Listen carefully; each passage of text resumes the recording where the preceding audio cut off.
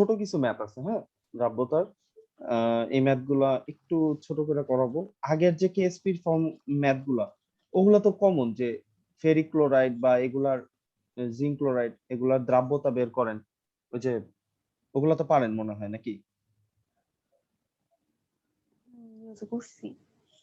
হ্যাঁ, ঠিক আছে। আমি একটু একটা নতুন, মানে একটু নতুন জিনিস এটা, বাট অনেক ইজি, মানে খুবই ইজি জিনিস, কঠিন কিছু না।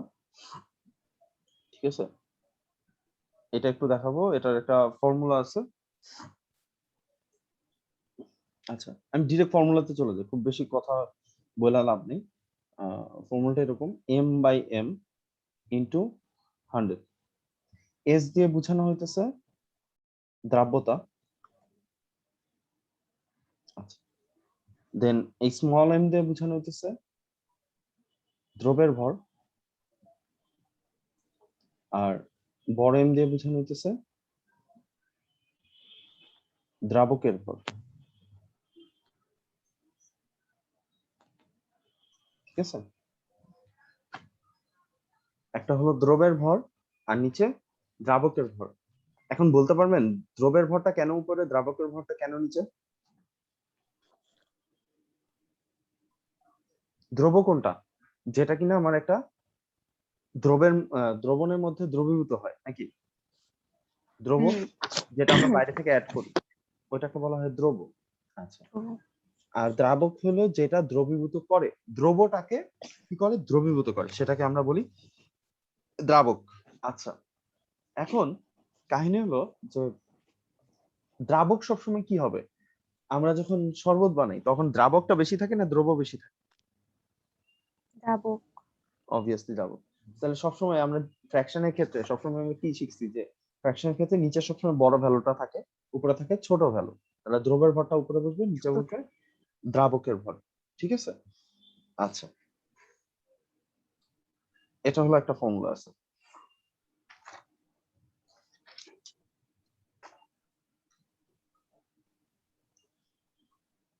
এখন এই ফর্মুলা দিয়ে ছোট্ট একটা ম্যাথ আছে, সোজা কথা উপরে দ্রব নিচে দ্রাবক, এটা মনে রাখতে চলে। এটা ফার্স্টে একটা ম্যাথ করি, টাইপ 1।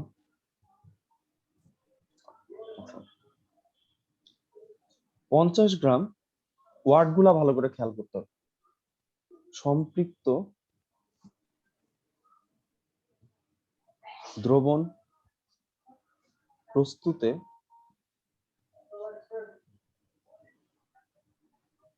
এগুলো কি আগে করছি নাকি নতুন? না, এটা একটু নতুন। এই টপিকটা না ছোট্ট একটা টপিক বাদ রয়ে গেছে, চিন্তা করলাম এতটুকু বাদ থাকবে কেন, তাহলে পরে। এখন এটা হলো দ্রাব্যতা কত।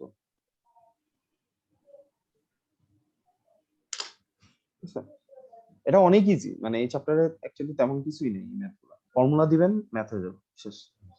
তাহলে এখানে কোশ্চেন করা হয়েছে 50 গ্রাম সম্পৃক্ত দ্রবণ প্রস্তুত করতে দ্রব লাগতেছে কতটুকু, 10 গ্রাম। মানে সোজা কথা, আপনি 50, মানে 50 গ্রাম, এটা কি দেওয়া আছে, দ্রবণ বানায়, দ্রবণ দেওয়া আছে। ঠিক আছে, আচ্ছা, কিন্তু আমার যে ফর্মুলা ওখানে আসলে কি হবে, দ্রাবক, দ্রাবকের ভর লাগবে, ঠিক না? আমার ফর্মুলাতে কি লাগবে, দ্রাবকের ভর, দ্রাবক। কিন্তু এখানে বলছে দ্রবণের কথা।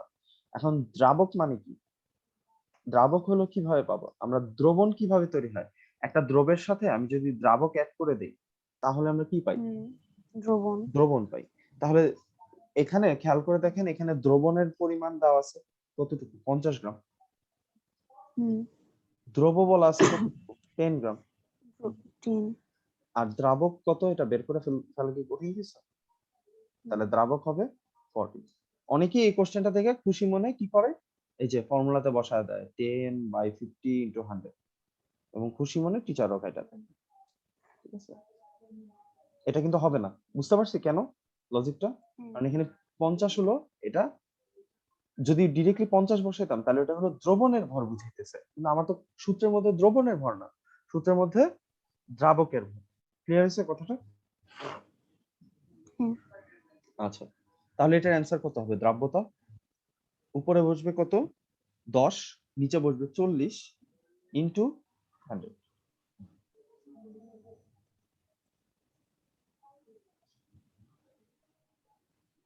তাহলে এস হলো 25। এটা কি উপরে দেখেন, উপরে লিখছি গ্রাম, নিচেও কি গ্রাম, ঠিক আছে? তাহলে এখানে এস হবে অনলি 25, এটার কোনো একক থাকবে না, একক নাই। বুঝছেন?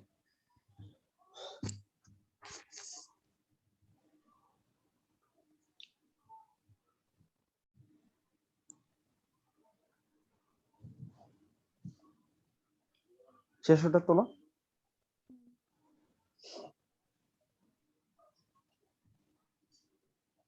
পরের প্রশ্ন, 700 গ্রাম সম্পৃক্ত দ্রবণ প্রস্তুতে কত গ্রাম লবণের প্রয়োজন হবে? কত গ্রাম লবণের প্রয়োজন হবে যদি দ্রাব্যতা 2s, সরি, দ্রাব্যতা 25 হয়? এটা করতে পারবেন আপনি? পারবো। গুড।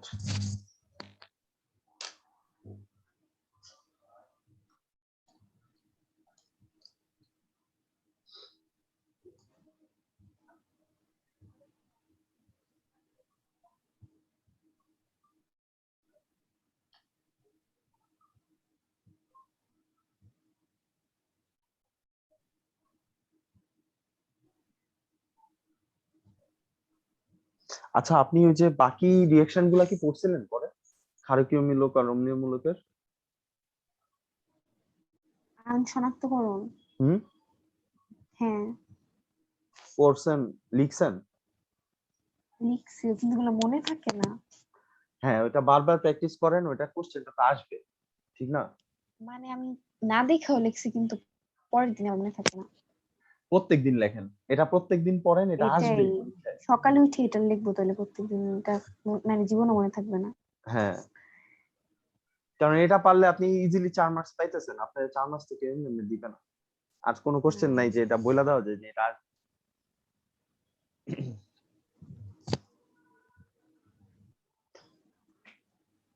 তবে একটা সুবিধা হবে আশা করি, যে এই মানে আপনাদের তো চ্যাপ্টার 4টা, সো 8টা কোশ্চেন করতে গেলে প্রত্যেকটা থেকে অ্যাটলিস্ট 2টা করে সেট থাকবে, একটা থাকলে দেওয়া পুরো। লাগবে। হ্যাঁ, সো ওই চ্যাপ্টার গুলো থেকে কমন কোশ্চেন কিছু থাকবে। তবে মানে ক খ হয়তো মিক্স আপ থাকে। ক খ গুলো তো পড়া হয়ে গেছে না সব, যেগুলো বলছিলাম? না, হয়নি তো। এটা শেষ করেন, হ্যাঁ, এটা কাজে দিবেন।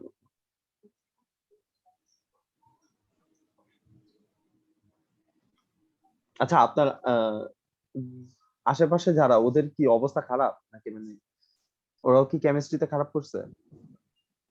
কেমিস্ট্রিতে সবাই খারাপ, ফিজিক্সে এত করে নেই কেউ, কেমিস্ট্রিতে সব। বুঝছি। এটা কেমিস্ট্রি আর বায়োলজি টু, এই দুইটা মানে পুরা। আচ্ছা,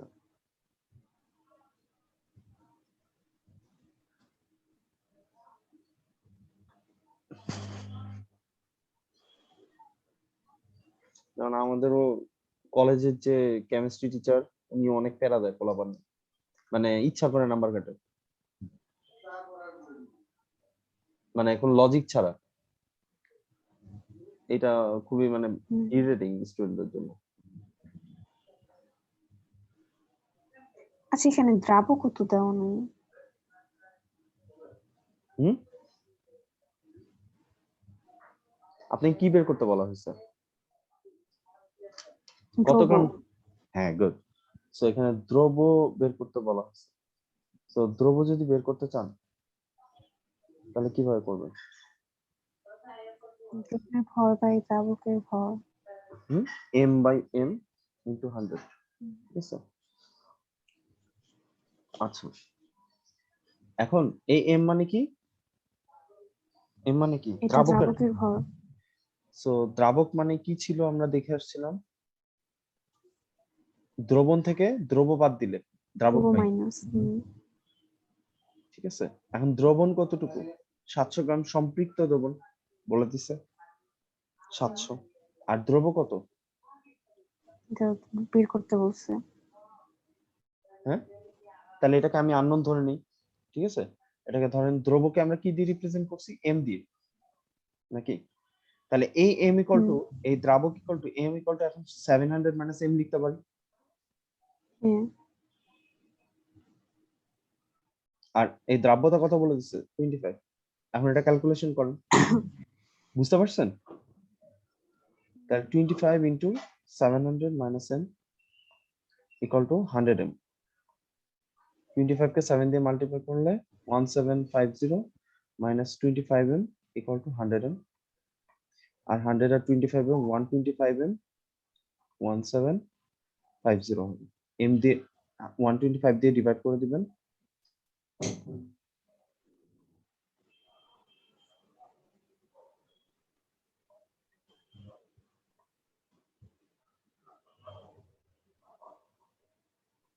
তাহলে কত আসে? এম 14 গ্রাম। এটার কিন্তু একক গ্রাম হবে, ঠিক আছে? এটা কিন্তু দ্রাব্যতা না, আচ্ছা। কারণ এটা তো আমি বের করতেছি কি দ্রবের ভর। সো দ্রবের ভর তো গ্রাম আসবে। ম্যাথটা বুঝা গেছে? হুম। আপনি কোন জায়গায় ভুল করছিলেন এটা করতে গিয়ে? যে আমি ধরতে হবে যে আননোন এটা ও আচ্ছা, হয়নি। আপনি কি তাহলে কি করছেন? 700 ডিরেক্ট বসেছেন? আমি বসাই নাই, মিলাতে পারতেছিলাম যে দুইটার মান তো নাই, ও, দ্রবও নাই, হুম। ইও নাই, দ্রাবক। কিন্তু ওই যে ওইটার মধ্যে রিলেশন তো আছে, দ্রবণের সাথে হুম। মানে দ্রবের সাথে দ্রাবকের। তো ওখান থেকে দেখতে হবে। ওকে, তাহলে হ্যাঁ। পরেরটা যাব। হুম।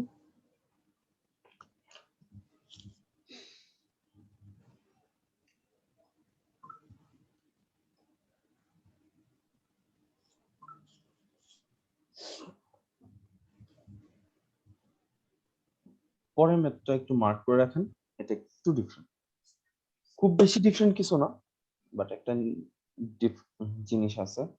700 ml সম্পৃক্ত দ্রবণ প্রস্তুতে কত গ্রাম লবণের প্রয়োজন হয় যদি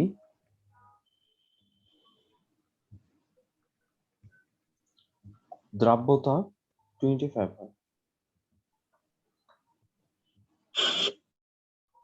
আপেক্ষিক গুরুত্ব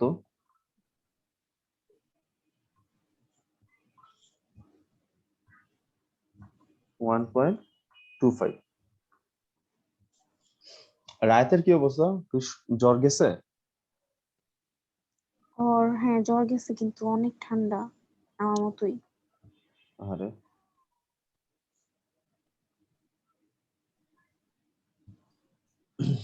সিজনের জন্য সবার। হ্যাঁ,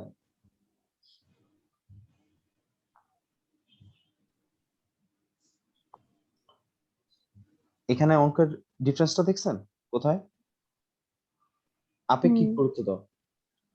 এখন আপেক্ষিক গুরুত্ব আসলে কি এটা লিখে রাখেন। আপেক্ষিক গুরুত্বকে আমরা ঘনত্ব হিসেবে চিন্তা করব। আপেক্ষিক গুরুত্ব মানেই হলো ঘনত্ব। আপেক্ষিক গুরুত্ব মানে ঘনত্ব। এটা কি 15 হয় দ্রাব্যতা, নাকি 25? কোনটা? এখানে তো দ্রাব্যতা বলে এই দিচ্ছে যে 25। 25। হ্যাঁ, ঠিক আছে। আচ্ছা, তো আপেক্ষিক গুরুত্ব আর ঘনত্বের একক কি? একটা হলো কেজি, ত লিখছি এটা কি বানাই দিছি, ঘনত্বের একক হলো কেজি পার মিটার কিউব, এটা একটা আছে। আর যখন আমি মিলিলিটারে চিন্তা করব তখন হলো গ্রাম পার মিলিলিটার, মানে 1 মিলিলিটারে কত গ্রাম আছে, ঠিক আছে। আর এইগুলা মনে আছে 1 মিলিলিটার সমান কত সিএম কিউব? 1 মিলিলিটার না 1 সিএম কিউব মানে কি? 1 সেন্টিমিটার 1 সেন্টিমিটার 1 সেন্টিমিটারের একটা কিউব, ঠিক হুম, আছে। এটার মধ্যে ওয়াটার ধরে 1 মিলিলিটার, বুঝছেন কথা? মানে মানে 2 ড্রপের মতো ওয়াটার ধরবে মাত্র এতটুকুর মধ্যে। তাহলে 1 মিলিলিটার করে আমরা কি বলতে পারবো? 1 সিএম কিউব। এটাকে আবার বলা হয় 1 সিসি। সিসি মানে কি? Cubic centimetre, metre. ঠিক আছে, একই কথা আর কি। হুম, সো এখন ঘনত্ব এখানে কত দেওয়া আছে? 1.25। এটাকে আমরা কি লিখতে পারবো? 1.25 গ্রাম পার মিলিলিটার। বুঝা গেছে? হুম, আচ্ছা, আমার এখানে কি দ্রবণ দেওয়া আছে 700 গ্রাম, ঠিক আছে। আচ্ছা, কিন্তু আমার তো এখানে বসবে কি দ্রাবকের ভর, তার মানে আবার সেই আগে একটা ঝামেলা তৈরি হবে কি, যে দ্রবের ভরটা আমাকে, ও আচ্ছা, এখন তো আমাকে কোশ্চেন করা হয়েছে কি দ্রবের ভরটা বের করতে হবে, ঠিক না? হুম, আচ্ছা, এখন আমাদের একটা নতুন কাজ হবে এখানে দ্রবণের ভর বের করা। দ্রবণের ভর বের করা কেন? দ্রবণের ভর বের করব কেন? কারণ আমার ফর্মুলাতে কি ছিল? ফর্মুলাতে কি মিলিলিটারে ছিল না গ্রামে ছিল? ওখানে সব কি ছিল? গ্রামে। হ্যাঁ, গ্রামে কনভার্ট। তাহলে আমাকে দ্রবণের আয়তন দেওয়া আছে 700 মিলিলিটার, এটাকে কিসে কনভার্ট করতে হবে এখন? ভরে কনভার্ট করতে হবে। সো হুম, আয়তনকে ভরে কনভার্ট করার জন্য কোন ফর্মুলা? আয়তনের সাথে ভরের সম্পর্ক কোন ফর্মুলা দিয়ে আছে?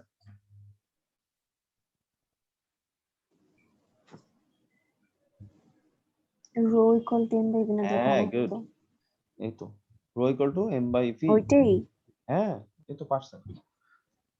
আচ্ছা, তাহলে এম ইকুয়াল টু কি হবে? রো ভি, ভি ডু। হ্যাঁ, হুম, রো ভি বা ভি ডু যেটা মনে রাখেন। সো রো এর মান কত?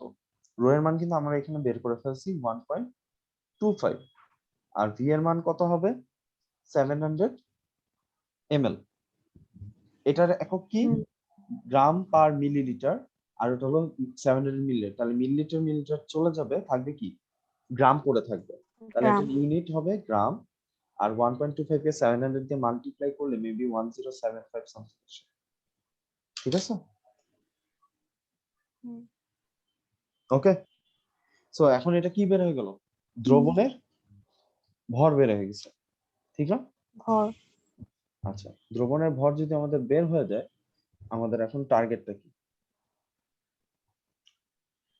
দ্রাব্যতা ইকুয়াল টু, দ্রাব্যতা কত ছিল? 25। দ্রাব্যতা কত ছিল কোশ্চেনে? 25 ইকুয়াল টু, উপরে কি বসাবো? দ্রবের ভর। আর দ্রবের নিচে ভর। বসবো, নিচে বসাবো কি দ্রবণের ভর নাকি হুম, নিচে? যেটা বের করলাম হ্যাঁ, দ্রবণের ভর, না দ্রাবকের ভর। হুম, দ্রাবকের ভর। আচ্ছা, তো দ্রাবক আমরা কেমনে পাই? দ্রাবক, দ্রাবক কেমনে পাই? দ্রাবক হচ্ছে দ্রব থেকে, দ্রবণ থেকে দ্রব বাদ দিই, ঠিক না? হুম, তো আমরা দ্রবণের ভর কত পেয়েছি? 1075। এটা থেকে কি বাদ দিব? দ্রবের ভর, ওই যে m, হুম, বুঝতে পারছি? আগেরটার মতো আর কি, ইনটু 100। তো এই জায়গাটাই ওই একই মিস্টেকটাও হয়ে যায় মাঝে মধ্যে। এখন ওকে। কি ক্যালকুলেশন করা পসিবল কিনা? হুম, হুম, এমবি করবো। আগেরটার মতো না বাকিটা, সেম। খালি ডিফারেন্সটা কোথায় হয়েছে? ওইটায় কোনো আপেক্ষিক গুরুত্ব দেওয়া ছিল না, এটাতে আমাদের একটা আপেক্ষিক গুরুত্ব দেওয়া ছিল। আর আপেক্ষিক গুরুত্ব আমরা কি ধরে নিব বলছি? ওটাকে আমরা ধরে নিব ঘনত্ব। ঘনত্ব ধরে নিব, ঠিক আছে। আচ্ছা, তাহলে এটা শেষ আমাদের।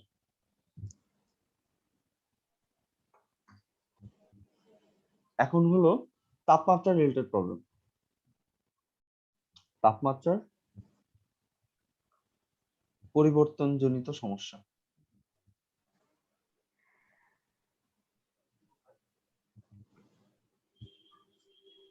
তাপমাত্রার পরিবর্তন বিষয়ক সমস্যা যা ইচ্ছা লাগে।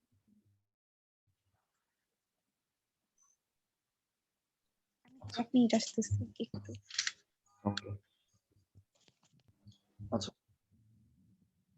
তো দেখেন কোশ্চেনটা মানে এইভাবে বলি আগে ইজি করে। তাপমাত্রা দেওয়া থাকবে আর দেওয়া থাকবে দ্রাব্যতা, ঠিক আছে?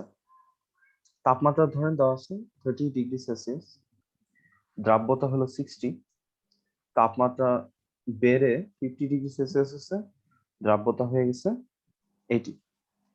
হ্যাঁ, এখন কোশ্চেনটা হলো যে 50°C তাপমাত্রার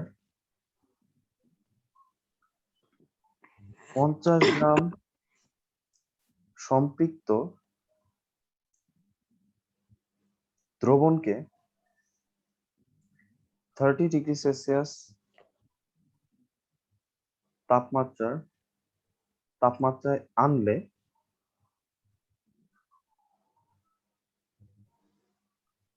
কত গ্রাম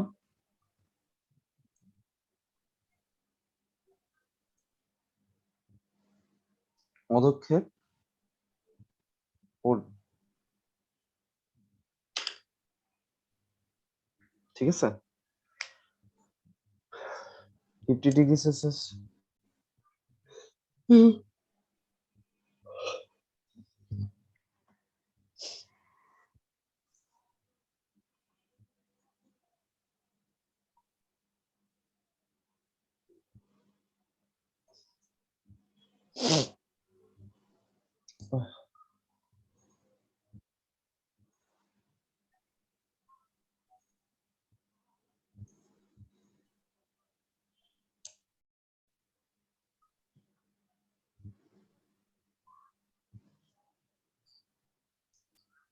সো এটার জন্য আমাদের একটা মানে শর্টকাট টেকনিক আছে, ঠিক আছে?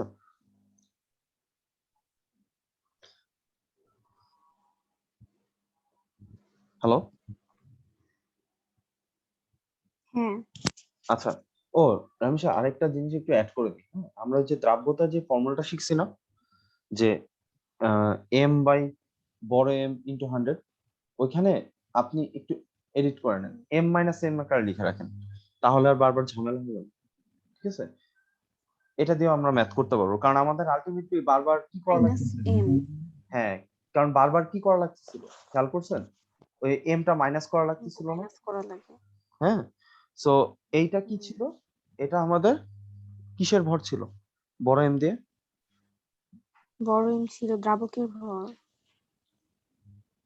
হ্যাঁ, আচ্ছা, দ্রাব- মানে এম মাইনাস এম তাহলে পুরাটা দিয়ে দ্রাবকের আসলে ভর বোঝানো মাইনাস হয় দ্রাবকের ভর, ঠিক আছে?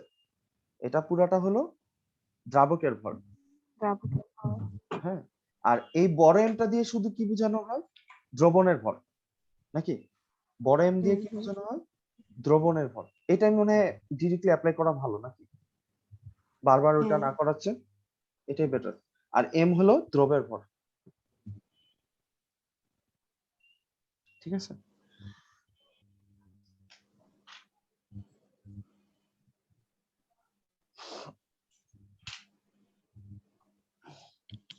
আচ্ছা, তবে এই ম্যাথটার মধ্যে আমরা একটা ডিফারেন্ট একটা টেকনিক শিখবো, ওইটা দিয়ে ডিরেক্টলি আমরা পদক্ষেপ কতটুকু পড়বে নাকি পড়বে না সেটা ডিরেক্টলি বের করে ফেলতে পারবো। টাইপ 2। হ্যাঁ, এটা টাইপ 2, এটা টাইপ 2 এর সমস্যা।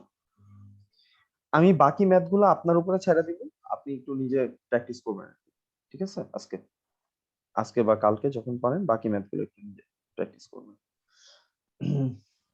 তারপরে নিজে না পারলে দেন আমি করাই দিব। এখানে বলছে কি যে এগুলো 50°। টেস্ট পেপারে আছে। হ্যাঁ, কি? টেস্ট পেপারে আছে এগুলো এই রিলেটেড। এই যেগুলো না? হুম। হ্যাঁ, আছে এগুলো সব। আচ্ছা, আচ্ছা, আমি বলে দিব না, আমি ক্লাসটা শেষ করি তারপরে বলে দিব। 50°C তাপমাত্রায় 50 গ্রাম দ্রবণকে 30°C তাপমাত্রায় আনতে হবে।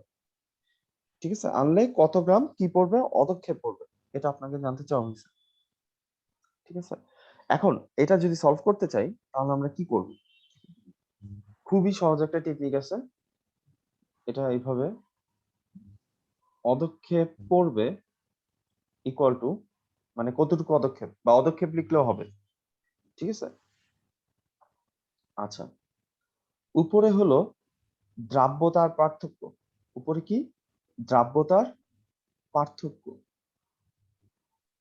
ডিভাইডেড বাই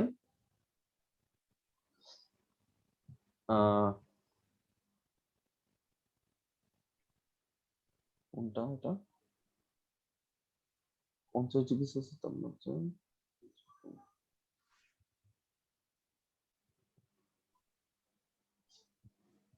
আচ্ছা, যার তাপমাত্রা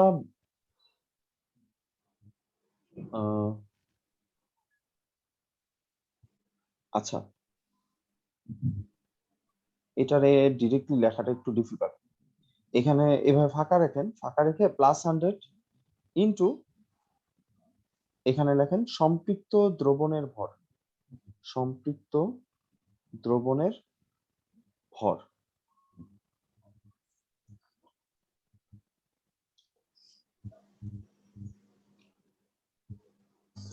ঠিক আছে, সম্পৃক্ত দ্রবণের ভর এতটুকু লেখা হয়েছে। হুম, তাহলে দেখেন দ্রাব্যতার পার্থক্য এখানে কি, কত কত ভ্যালু আছে দ্রাব্যতার, একটা আছে 60, একটা আছে 80। তাহলে এই দুইটার পার্থক্য কত হবে? 80 থেকে 60 মাইনাস করবো, বড়টা থেকে ছোটটা মাইনাস করবো। ঠিক আছে, আচ্ছা, তারপরে এখানে আছে সামথিং +100, এই সামথিং এর জায়গায় কি বসবে? এই যে দাগটা দিলাম, এখানে আসলে কি বসবে? এখানে কোশ্চেনে ভালো করে খেয়াল করেন, কোশ্চেনে কি বলা আছে, 50 থেকে কততে আনা হবে, 30 তে আনা হবে। কত থেকে কত? 50 থেকে 30। যেই তাপমাত্রা থেকে, হ্যাঁ, যেই তাপমাত্রাটা থেকে অন্য তাপমাত্রায় নিতে হবে, এই তাপমাত্রার যে দ্রাব্যতা ওইটা কত? 80। আমি কি বলছি যে 50° থেকে তো আমাকে কমাইতে হবে টেম্পারেচারটা, 30°তে নিতে হবে। সো বেশি যে টেম্পারেচারটা ছিল ওই টেম্পারেচারের দ্রাব্যতা কত? 80। ওই ভ্যালুটা আমরা কোথায় লিখবো? এখানে লিখবো। কথাটা কি বুঝা গেছে? যেই তাপমাত্রাটা আমার থেকে যে তাপমাত্রা নিতে হবে, তাহলে প্রথমে যে তাপমাত্রাটা ছিল, পরিবর্তিত তাপমাত্রা না, ইনিশিয়াল তাপমাত্রা যেটা ছিল সেটার যে দ্রাব্যতা ওইটা এখানে লিখবো। আর ইনটু সম্পৃক্ত দ্রবণের ভর, এখানে সম্পৃক্ত দ্রবণের ভর কত? 50 গ্রাম। ঠিক আছে, এটা হলো 50 গ্রাম। সোজা কথা রামিসা, এখানে আমি এটাও বলতে পারতাম এই 80 হলো সম্পৃক্ত দ্রবণের তাপমাত্রা, ঠিক না? বলতে পারি এটা, দ্রবণটা কত °C সম্পৃক্ত হয়েছে? 50°তে বলা যায়। হ্যাঁ, তাহলে ওইটার আচ্ছা, দ্রাব্যতাটা নিব। হ্যাঁ, তাহলে এখানে শূন্যস্থানে এখানে আলাদা করে লিখেও রাখতে পারেন, এটা হবে কি সম্পৃক্ত দ্রবণের তাপমাত্রা, সম্পৃক্ত দ্রবণের তাপমাত্রা। দ্রাব্যতা। ও সরি সরি, দ্রাব্যতা, হ্যাঁ, সম্পৃক্ত দ্রবণে যে তাপমাত্রা সম্পৃক্ত হবে ওই তাপমাত্রার জন্য যে দ্রাব্যতা, ঠিক আছে, ওটা লিখতে হবে। তাহলে এখানে কত আসবে? 20 ডিভাইডেড বাই 180 ইন্টু 50। তাহলে এটা চলে যাবে 10 9 3, না, তাহলে উপরে আসবে 50/9। এটাই হলো আমার পদক্ষেপের পরিমাণ, এত গ্রাম, এত গ্রাম হবে। ঠিক আছে,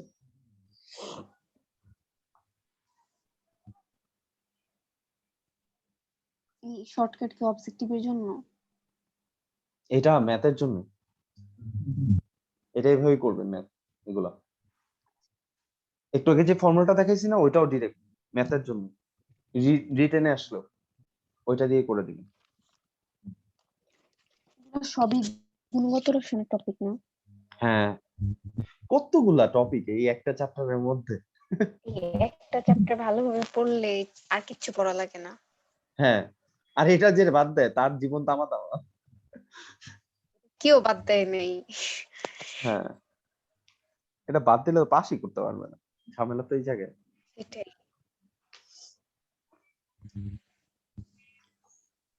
কেমিস্ট্রি এক নিয়ে ভয় লাগে না, সেকেন্ড পেপারে বাকিগুলো আপনি তো আবার চাইলেই ফার্স্ট পেপার রিভাইজ দিতে, আমি তো এইটাই বুঝলাম না কিছু।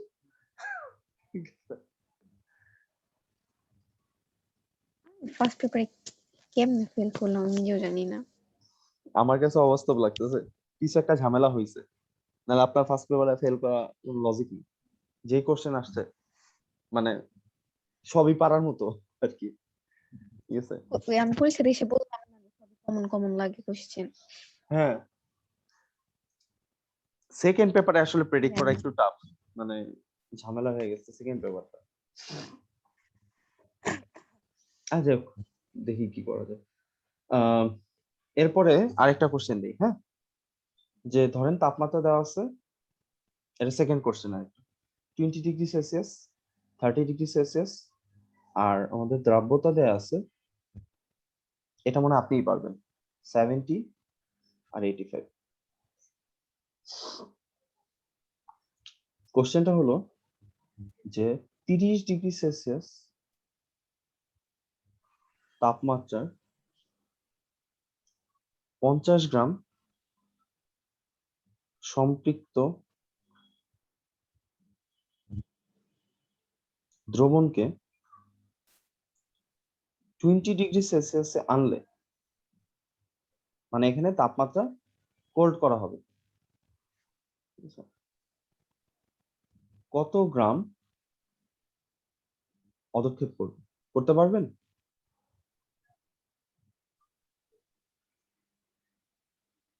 ট্রাই করি।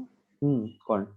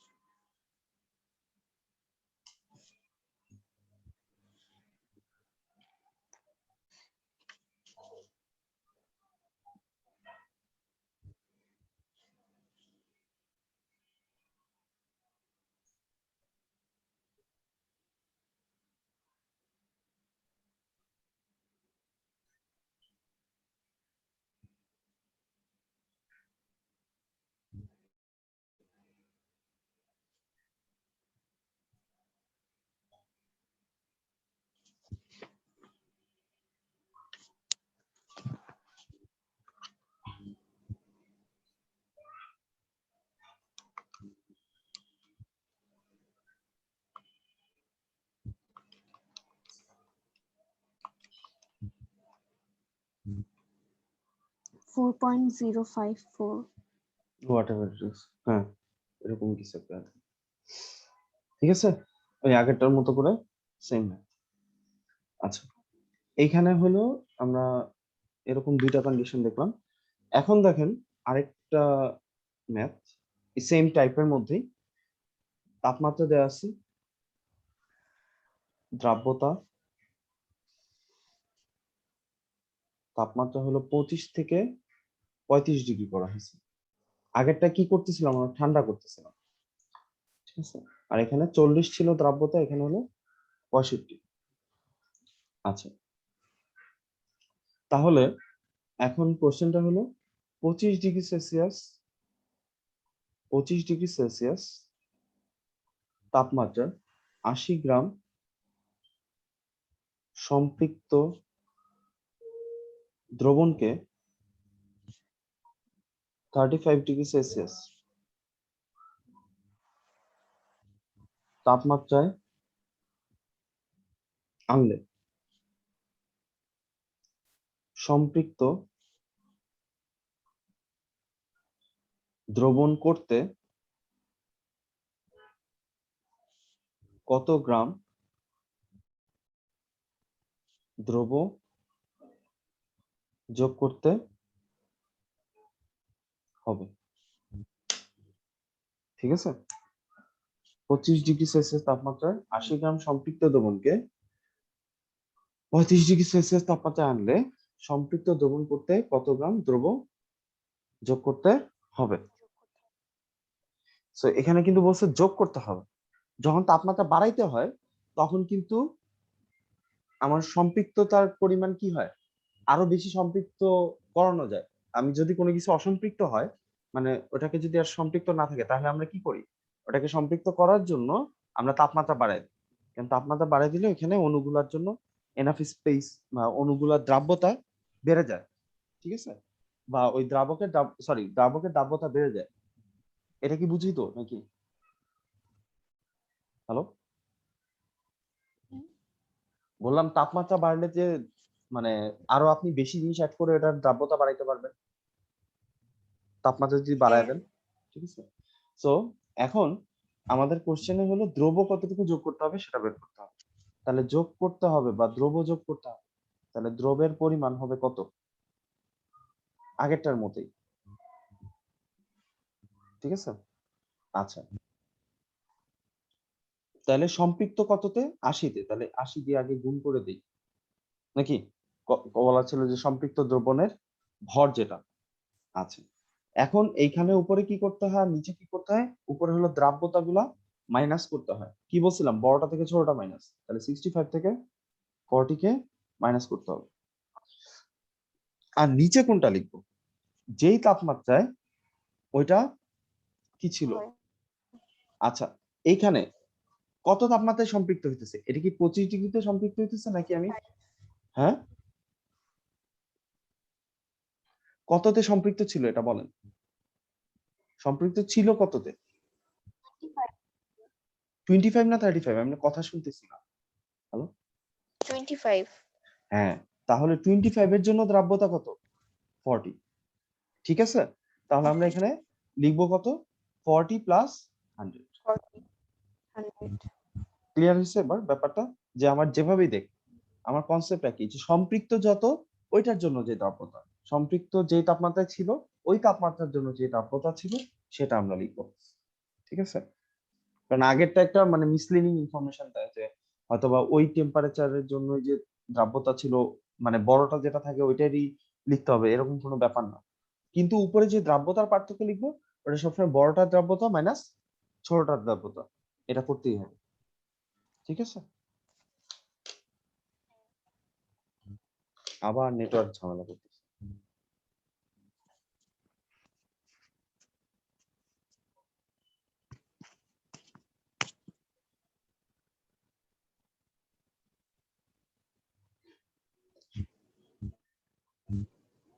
আচ্ছা, এই কোশ্চেনটা একটু পারেন কিনা দেখেন তো।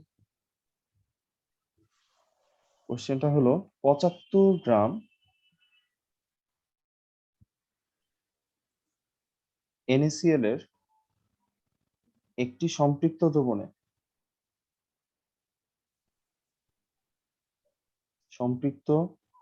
দ্রবণে 20 গ্রাম NaCl দ্রবীভূত আছে। 20 গ্রাম NaCl দ্রবীভূত। এখন আপনাকে কোশ্চেন করা হয়েছে যে দ্রাব্যতা কত, পারবেন এটা? দেখেন তো।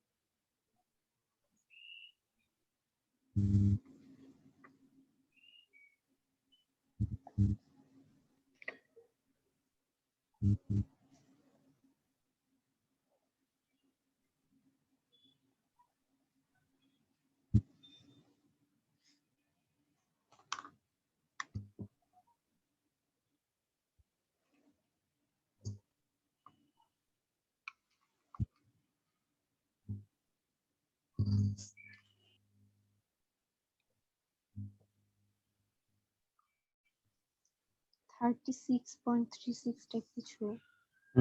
ঠিক আছে।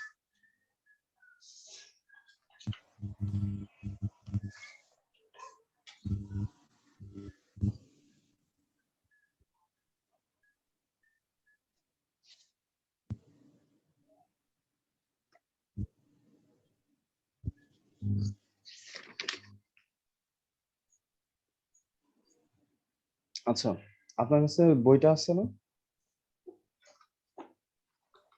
যে সলিউশনটা কেমিস্ট্রি?